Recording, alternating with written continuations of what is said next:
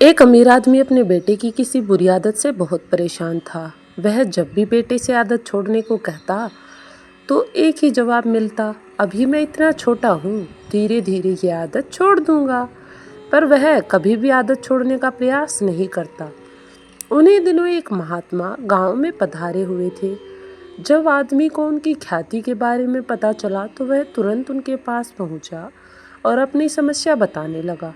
महात्मा जी ने उसकी बात सुनी और कहा, ठीक है, आप अपने बेटे को कल सुबह बगीचे में लेकर आइए, वहीं मैं आपको उपाय बताऊंगा। अगले दिन सुबह पिता पुत्र बागीचे में पहुंचे।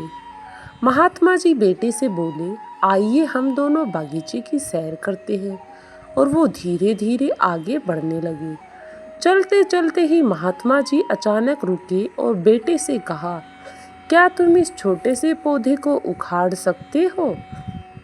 तब उसके बेटे ने कहा, जी हाँ, इसमें कौन सी बड़ी बात है। और ऐसा कहते हुए बेटे ने आसानी से पौधे को उखाड़ दिया।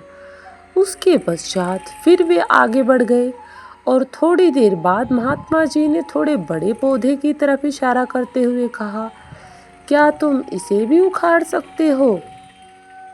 उसके पश्चात महात्मा जी ने बेटे को तो मानो इन सब में कितना मजा आ रहा था, वह तुरंत पौधा उखाड़ने में लग जाता।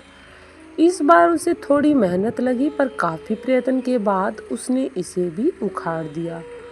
उसके पश्चात महात्मा जी आगे बढ़े। महात्मा जी आगे बढ़ते गए और कुछ देर बाद पुनः महात्मा जी ने एक गुड़हल के पेड़ की तरफ इशारा करते हुए बेटे से इसे उखाड़ने के लिए कहा कि बेटा, क्या तुम इसे उखाड़ सकते हो? बेटे ने पेड़ का तना पकड़ा और उसे जोर जोर से खींचने लगा, पर पेड़ तो हिलने का नाम नहीं ले रहा था। जब बहुत प्रयास करने के बाद भी पेड़ टस से मस नहीं हुआ तो बेटा बोला, अरे ये तो बहुत मजबूत है, इसे उखाड़ना असंभव है।